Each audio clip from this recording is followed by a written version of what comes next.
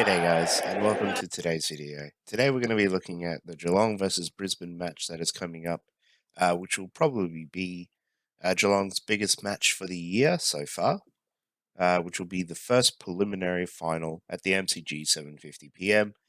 Make sure if you guys are driving up specifically from Geelong to get there nice and early, because traffic will probably be a bit crazy for this one.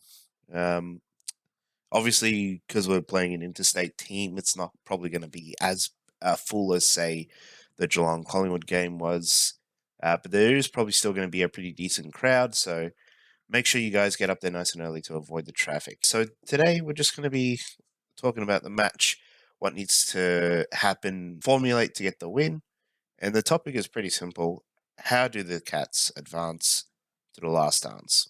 How do we get to that last match of the year?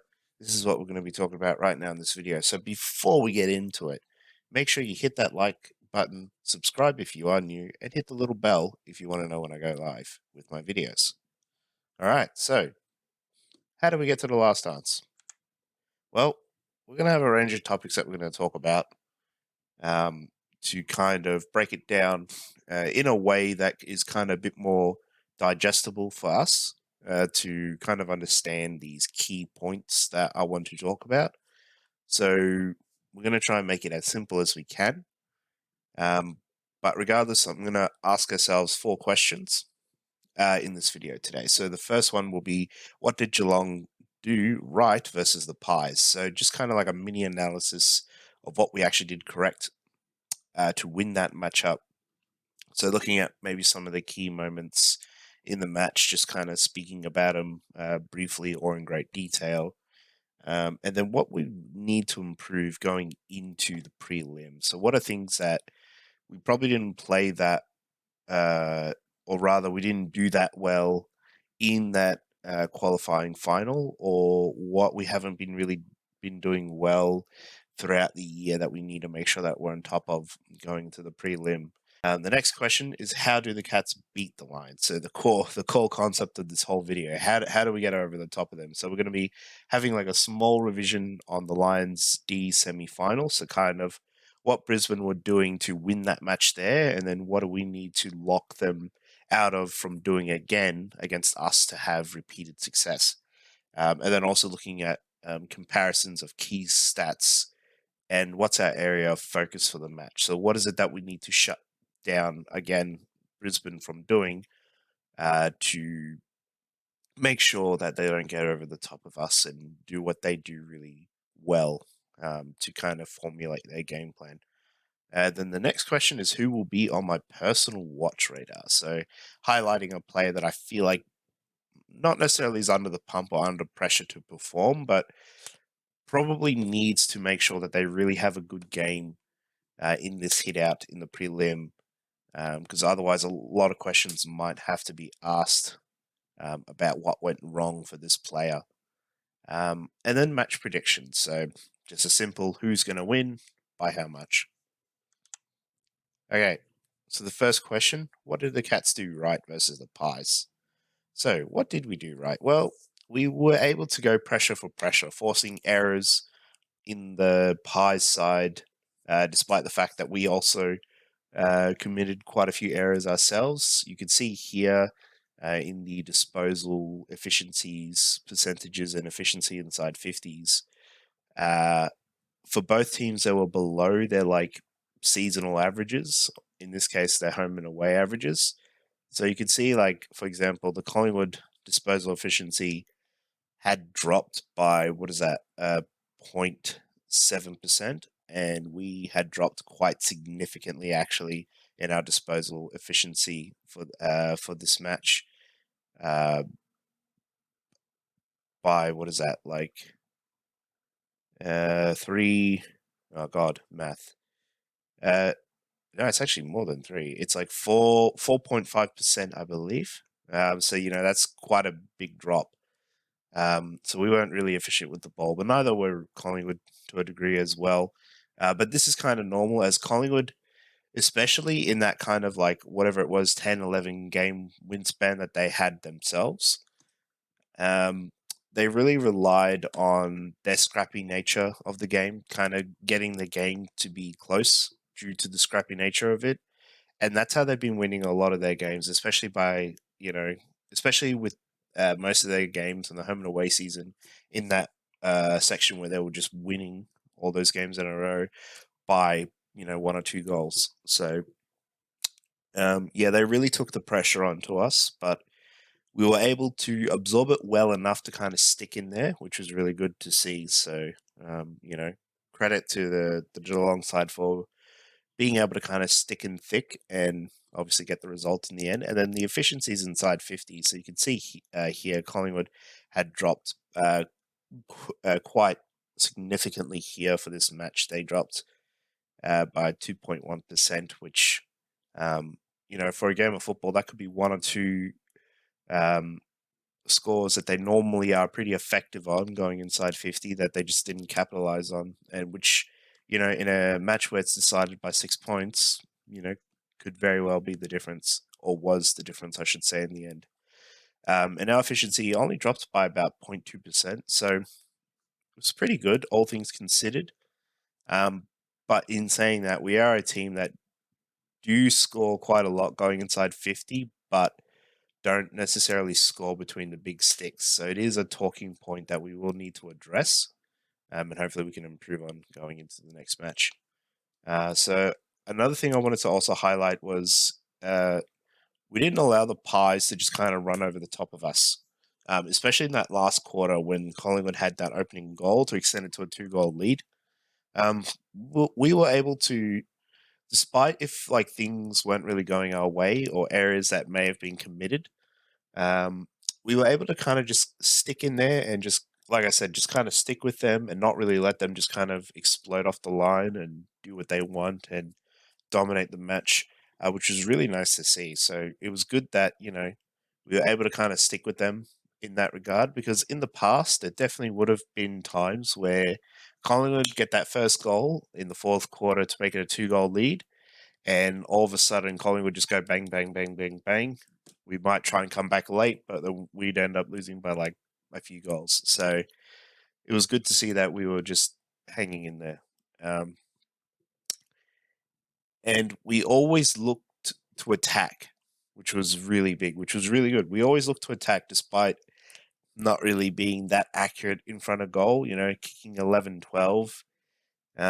I will get into our averages in a moment, but we are a team that I think for the season we have averaged the most behinds um, in the home and away season. I could be wrong about that. Do correct me if I am incorrect, but I think we're definitely one of, if not the team that averages the most behinds in a match. Because again, we're really efficient in getting our ball inside that 50 and getting scores, shots on goal, but sometimes we're just not really accurate, and it's frustrating because we're not really punishing teams for the errors that they make as often as we would like. And it's only really been on the lesser teams that we've had multiple chances to kind of punish them and score effectively. So we really need to make sure that against these stronger teams, that if we do have the chance to punish them, that we punish them with the 6 points, not just the one. And I've also got just like some stats here from the match as well on the defensive side of things. Both teams, as you can see, the pressure was really ramped up here. Like both teams went well above their 2022 averages in terms of tackle counts. Collingwood up 85 from their average of 62, 63 for the year, and Geelong 70 tackles up from their 58 average for the year.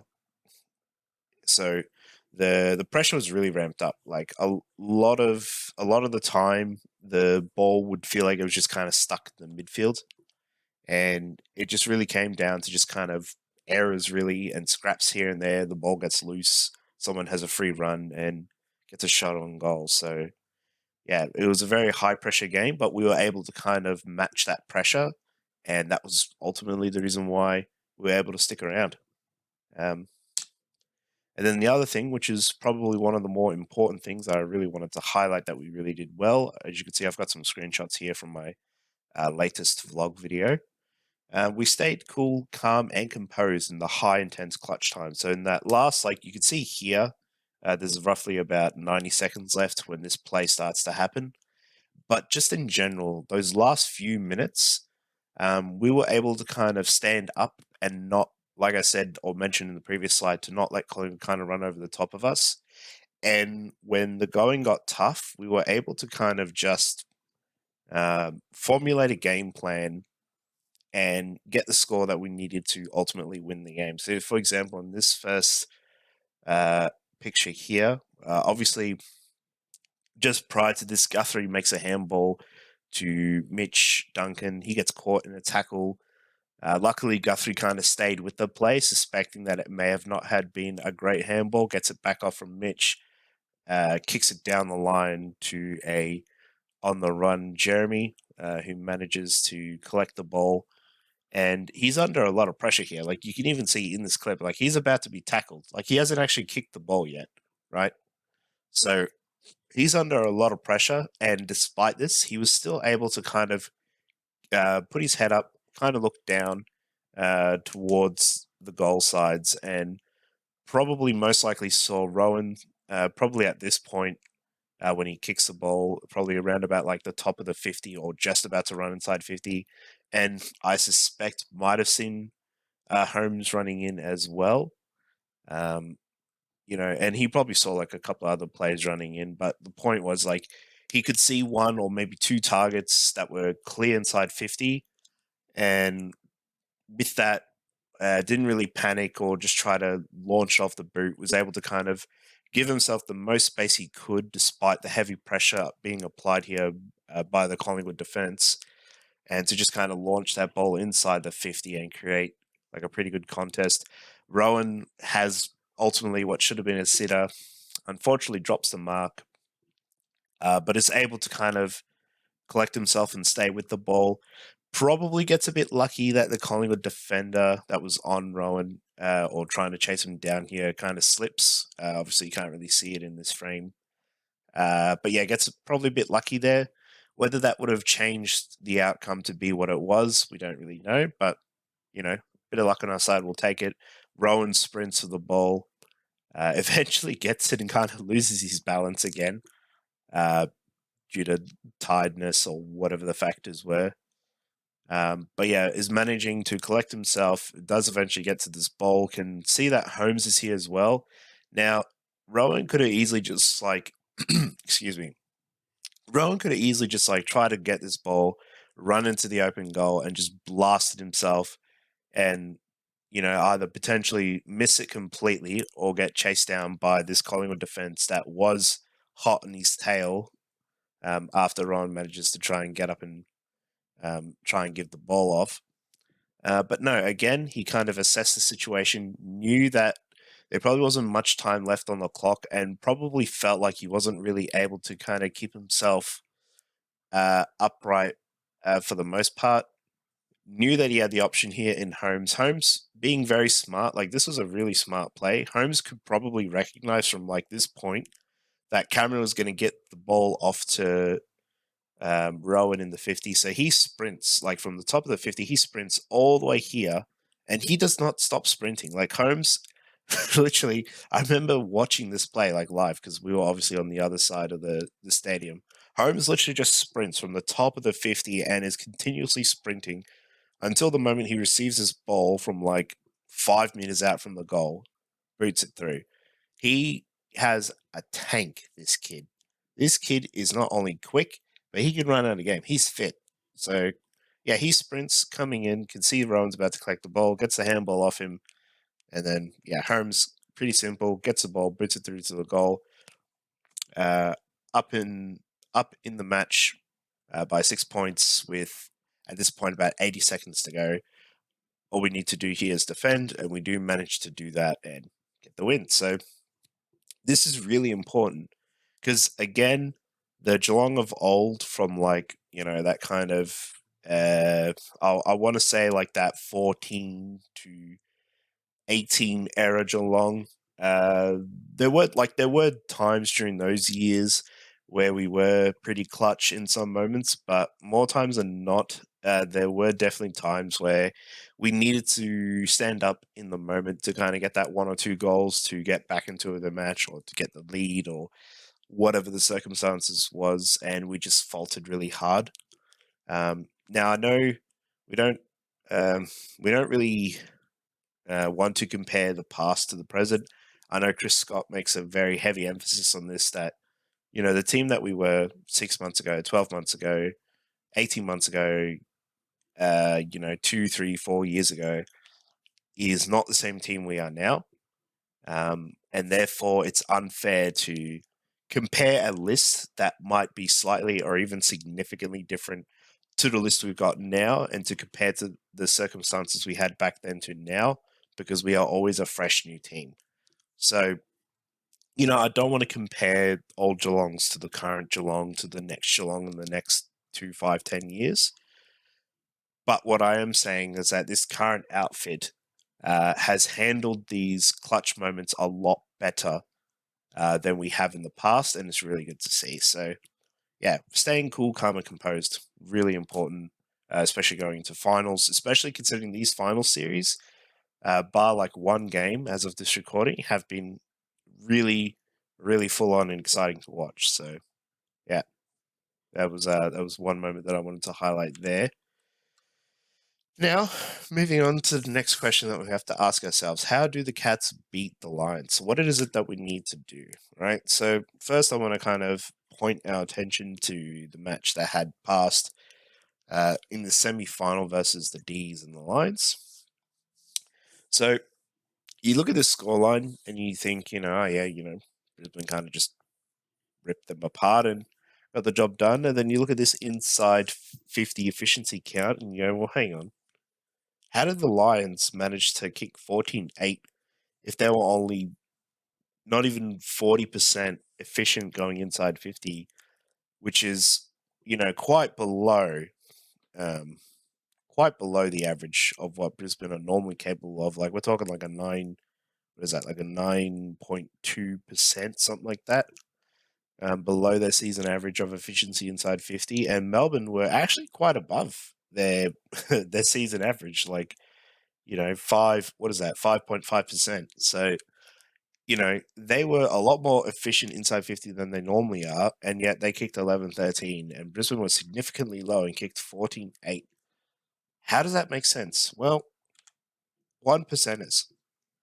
You look at the one percenters count for this match. Melbourne being about 2.5 below their season average, and Brisbane were just well above. Like they had like 17.9, 18, like a one percenters above their season average. They were much more desperate to get the ball in their 50, keep it in their control, and really make the extra effort to get the ball back or put it into dispute, 50-50 stuff like that. So, in case you don't know what one percenters are, this is stuff like, spoils in a 50-50 marking contest, kind of tap-ons to kind of get the ball moving forward. Basically, just anything that results in a positive action for that team that doesn't get recorded as like a stat or doesn't get recorded as a disposal, stuff like that. So, even though the Lions weren't as efficient going inside 50, they still made good use of when they did score because they gave themselves more chances locking that ball inside that 50 because they were more desperate to get the game on their terms and to have a positive result from it. So, one percenters is one thing that I know we, as the Geelong side, haven't really done as much. In all fairness, a lot of the games where we have had to apply one percenters have been kind of minimal because the games that we've won pretty convincingly, or we've won just by playing a lot more clean. So we haven't really had to do 1% of plays, but this will probably be a game where one percenters will be more important than anything because we need every single advantage we will get to get on top of these lines because these lines have the faith that they could just beat anyone who's ever in front of them right now. Like a lot of the experts weren't really tipping Brisbane to even get past the Tigers at the Gabba, which to me, to this day, just baffles me because I'm like, well, it's their home ground. Like, I know they haven't really played that well there, and I think they lost to Melbourne or someone like that at the Gabba, but at the end of the day, it's a final. They're playing at their home ground. They honestly should be winning that one, even against an informed Richmond. Um, but regardless, one percenters will probably be a key factor going into this match that we need to get on top of. Another thing I also wanted to highlight is the Neil effect, right? So to limit his influence. So I've got some stats here that also do include Daniel Rich because he also had a really good game as well. So may as well kind of bring him up here. Um, for this match specifically, Lockie Neal had 27 disposals with 11 of them being kicks. 2 marks, which isn't a lot, but it's a decent amount. It's below his season average, but it's kind of whatever. 7 tackles, so really applied the pressure here to kind of get the ball back, to kind of tackle the ball handler and really just try to get the game on their terms. And then the big stat here, 10 clearances. My man had 10 clearances, right? He didn't really gain that many meters, like 226. Like it's still a lot, like 226 meters. You try and visualize that in your head, but you know, 10 clearances, 10 times did he get the ball and clear it to his advantage. That's insane. Like to have like 7 clearances, as you see here, is considered elite. To get 10 is insanity. So he played really well. And then Rich, 30 disposals himself with 25 of those being kicks. So obviously, naturally, he had a lot more meters gained because he kicked more times than he handballed.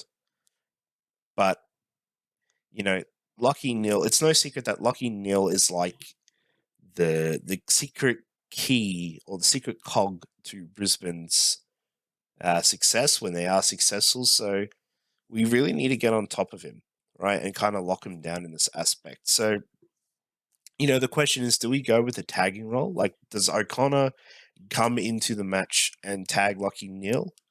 Or do we just kind of let Lockie Neal do what he does and stick to what we know our game plan works best? Or do we try and incorporate both? Do we maybe get someone else to tag Lockie Neal? What do you guys think? Let me know in the comments below. Do you think O'Connor comes into this game to tag Lockie Neal? Or do you think there's maybe someone else that maybe tags on him to try and keep Lockie Neal quiet at bay? Or do you think we just don't tag him at all? Just let him do his thing and we'll try and win the game on our terms. So now the next thing I wanted to talk about, and as you'll see, my camera has like moved from its original spot because otherwise you wouldn't be able to see this legend that I've got on the screen for you that kind of just explains like what these key stats over here mean for these that I've got highlighted. Like, feel free to have a look at the other um, statistics for yourself and whatnot. But I really will kind of want to look at the scoring aspect because a big thing that we really need to emphasize on is scoreboard pressure. We didn't really execute scoreboard pressure that well against Collingwood. Like, as I mentioned before, we kicked 11-12, so we were kind of lucky that Collingwood are also just as inaccurate on the day. So, take it what we can. But both of these teams, as you can see, both these teams are averaging for the season about 14 goals a match. And Brisbane did actually kick that 14 range, 14 goals, 8, which is about bang on for what they average for the year. So, and we were kind of below, like we were 3 goals below what we normally average, and about bang on for the behinds, unfortunately. So, so both teams can score pretty well. So, it's really going to come down to one or two factors. Either do we apply the scoreboard pressure and score really heavily, or more, I should say, more heavily than Brisbane do, or do we lock them down in defense where we get them below their scoring average and do enough to just win the game? I guess it's going to kind of depend on how the game is formulating and how we want to shift our strategy as the match evolves and progresses. Um, the average shots, like we average like just about a shot more than Brisbane do, and yet we get about 2-3 more behinds than Brisbane do. So it basically means that even though we're getting a decent amount of shots in, again, we're not really accurate. So we can't really afford to waste times we do going into our forward 50 and to score behind, or in some cases, nothing at all, to just completely blow it out on the full. We really need to make sure that we are scoring on our opportunities that we do get. As you can see here, the accuracy 49 compared to Brisbane's 53. To score less than 50% is not really that great. We need to be on top of that for the match to kind of put on that scoreboard pressure that I am kind of generally emphasizing us to have. And then here, I've also highlighted here. So, we have goals inside 50. So now this stat is a bit weird because we're not averaging like 24 goals a game. But what it's kind of looking at is it's looking at all the goals we have like scored for the year and then puts them like in an average. So like there's been definitely games where we've scored like 18, 20 goals, and there's been matches where we scored like 8, 9 goals. So it just kind of like tries to average it out and stuff. But essentially what this is saying is that, both of these teams can put on a lot of goals really quickly. Well, not really quickly, but in a match in general. So, it is probably going to be a score fest. So look, honestly, don't be surprised if this match is close. The total score for both teams exceeds over 200 points. Like both teams, get 100 plus points and whatnot. So it's probably going to be one of those games where it's just kind of goal for goal. Maybe one team scores a few in a row, another team scores a few in a row. It'll probably be a high scoring game, especially if both defenses kind of get picked apart by both teams' pretty elite forward line. So we need to make sure that we're applying that scoreboard pressure, though, to put Brisbane on that clock to be like, all right, we scored the first 2-3 goals of the match. We're about to score our 4. You haven't scored one yet. What are you going to do? Kind of scenario. And because like every goal you get in a game of football, can be very devastating. Like, because when you think about it, right, at the end of each quarter, it's essentially a new game at that point. So it's like, you start that first quarter at 0-0, you end it, one team scores 6 goals, one team scores 3. You go into that next quarter, it's a new, fresh quarter, but instead you have a 3-goal advantage. It's the way I look at it. So, like, every goal or every score we get, obviously preferably as a goal, puts pressure on the opponent to be like, well, we have X amount of advantage. What are you going to do to catch up? So scoreboard pressure is really, really important for us. Now, my third question, who will be on my personal watch radar? And as you can see, I've got a picture of Tom Hawkins here on this slide. I honestly feel like he really needs to perform well in this match for us to have a chance to win. So I've just got some stats here that I've brought up against the Pies in that qualifying final. He did kick a goal, so I'm not really bashing on Hawkins here for playing terribly or stuff like that, but he did only get the 1 goal, had the 10 disposals, which is all right for a forward type player. Only 2 of those were kicks, though.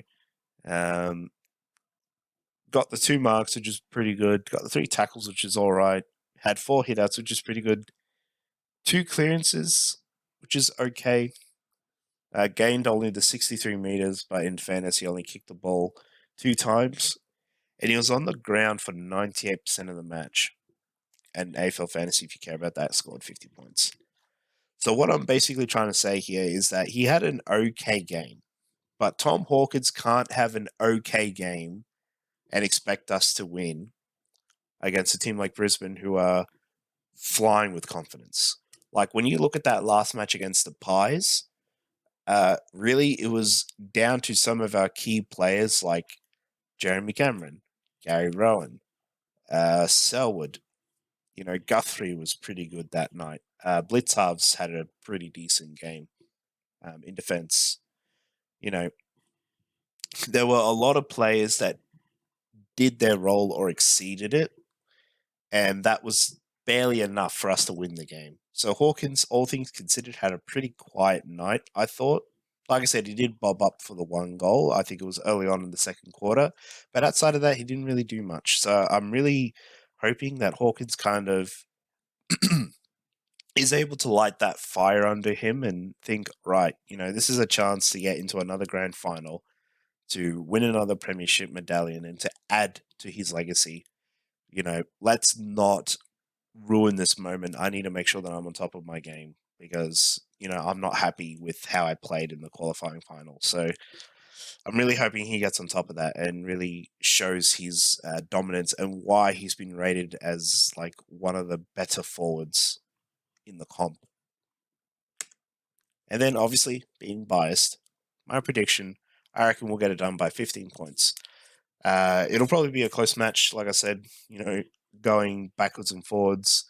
Obviously, if we could win by like 100 plus, I'd prefer that. Just nice and easy, just get to the grand final and just not have to worry. But I do think it's going to be a bit backward and forward. But I think, or rather, I'm hopeful that in the last like few minutes of the game, we're able to kick away a little bit, get that margin out to that 2-3 goals, and kind of just clean it up from there. So, yeah. Thank you for watching the video. Hopefully you liked the little analysis that I've got for you. And yeah, hopefully we do get a win coming on to Friday. So as of this recording, it is Thursday, so it is the day before the match. I will be there at the game as well. I'll be doing a vlog recording for that match as well. So yeah, if you're getting to the game, like I said, make sure you get there nice and early so you don't get caught in the traffic. Whether you're driving up, going by train, public transport, whatever it is you're planning to do. And then, yeah, hopefully it is a desired result. Thank you for watching the video, and I'll see you guys in my vlog video when we take on the Lions at the gym.